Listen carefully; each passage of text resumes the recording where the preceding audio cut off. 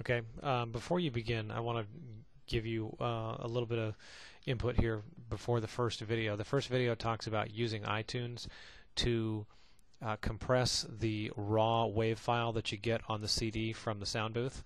And in most cases, at least when I've been doing this, I've been getting a physical CD from Terry in the sound booth as when the services are over with. Most often, Matt wants to use second service to podcast. And so, usually I have a physical CD. But there, from time to time, there's situations where I'm not at church on Sunday, or there's some sort of a change made, and for whatever reason, I don't wind up with a copy of the physical CD. That has created the desire at times, or the need at times, for me to have a simpler way to get the file. Rather than having to drive to the church office and pick it up or meet somebody or whatever.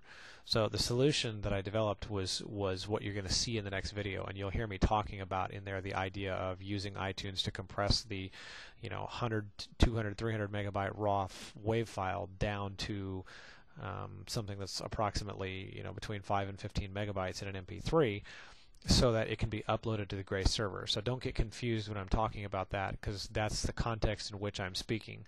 But the video that you're going to see next is equally useful, and actually I use the same technique when I have the CD myself. What I do is I put the CD in my computer, and I import the track from the CD into iTunes, and I let iTunes convert the file to an MP3 and compress the file down to a much smaller, more manageable file. Then I open up Audacity and bring the compressed file out of iTunes into Audacity and work with it that way.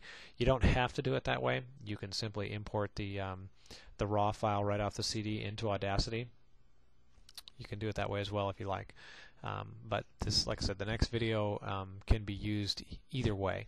But if you should have a need to get the file remotely, where you can't get a physical copy of the CD, using iTunes to compress it, or having Danielle or somebody at the church use their iTunes to compress the file down to something of a manageable size, and then upload it onto the Grace server to where you can log in with your own WinSCP and pull the raw file down, then use the rest of the steps to edit it and re-upload the finalized podcast. It's a great way to move the information.